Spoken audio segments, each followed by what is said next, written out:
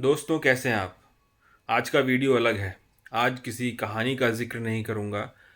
आज मैं आपको उस बारे में बताना चाहता हूँ जिसका असर आज से 15 से 10 साल बाद नज़र आएगा। अब तक हमने देखा कोई ताकतवर देश किसी देश को बर्बाद करने के लिए हथियारों का इस्तेमाल करता था। लेकिन टेक्नोलॉजी के इस दौर में लड़ाई अलग तरीके से लड़ी जा रही है। किसी देश को बर्बाद करने के लिए अब ज़रूरी नहीं कि हथियारों का इस्तेमाल किया जाए। कोई भी देश कितना ताकतवर होगा, ये वहाँ की रहने वाली युवा पीढ़ी तय करती है। नौजवानों को बेरोज़गार रखो, उनके सामने ऐसे ऐसे आकर्षण या डिस्ट्रैक्शन रखो जिसमें वो फंस जाएं। ऐसे नशे तैयार करो जिसमें युवा पीढ़ी पूरी तरह से फंस जाए। दारू, सिगरेट, ड्रग्स, ये ऐसे बहुत से नशे हैं जो नज़र आते हैं और उनके खिलाफ आप लोगों को सचेत कर सकते हैं। लेकिन कुछ नशे ऐसे भी हैं जो नज़र नहीं आते मगर बहुत नुकसान देते हैं। मानव इतिहास में आग और पहिए का आविष्कार जितना बड़ा है, उतना ही बड़ा आविष्कार सोशल मीडिया का भी है। ये एक ऐसी ताकत है जिसने हाल के दिनों में कई देशों में बड़ी-बड़ी क्रांतियों को पैदा किया है, सत्ता पलट दी, लोगों को जागरूक किया, लोगों को उनके अधिकारों के बारे में बताया। सोशल मीडिया की इसी ताकत को चीन जैसे देश कैसे दूसरे उभरते, आगे बढ़ते हुए देशों के खिलाफ इस्तेमाल कर रहे हैं, इसका अंदाज़ा अभी किसी को नहीं है। भारत में चीन के सबसे बड़े सोशल मीडिया प्लेटफ़ॉर्म टिकटॉक पर बैन है, मगर अमेरिका में टिकटॉक पूरी आज़ादी से चल रहा है और वो वहाँ जो कर रहा है वो सच में खतरनाक है। टिकटॉक जैसी बड़ी कंपनियां सरकारों को हद पार टैक्स देती हैं। इस वजह से अमेरिका जैसे देश में चीन का टिकटॉक आज़ादी से काम कर सकता है, उस पर बैन नहीं है। लेकिन टिकटॉक अमेरिका में ऐसा क्या कर रहा है जो समाज के एक वर्ग के लिए चिंता का विषय बन गया है। कई सारे रिसर्च में ये बात सामने आई है।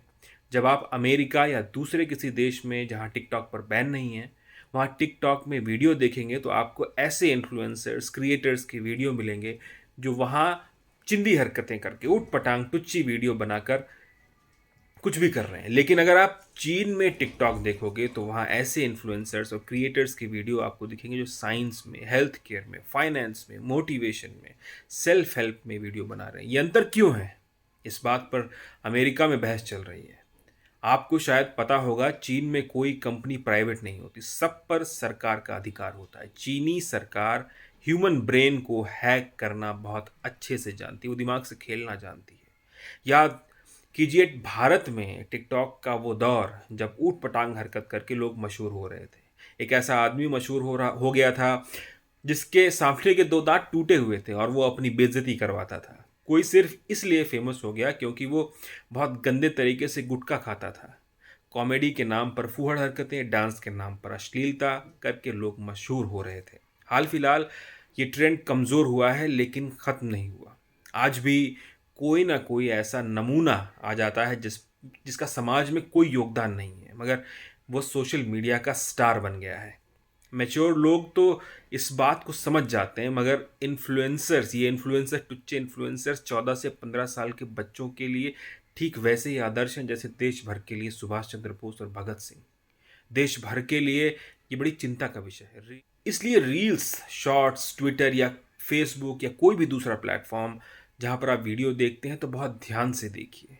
खुद से जो सामने आए उसे देखने के बजाय ऐसे लोगों की वीडियो देखना शुरू कीजिए जो आपको कुछ बता सकते हैं, आपको कुछ सिखा सकते हैं। क्योंकि सभी ऐप्स अपने देश के लोगों को प्रोडक्टिव बनाने पर ध्यान दें या ना दें, दूसरे देश की जनता को, वहाँ की आने वाली नस्ल को बर्बाद करने में पूरा जोर लगा रहे हैं।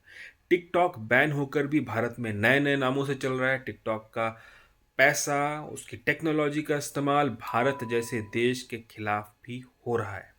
15 सेकंड का एक खराब, अश्लील, बेफिजूल वीडियो उतना ही घातक है जितना कि ड्रग्स, दारू या कोई और नशा। इनसे बचिए।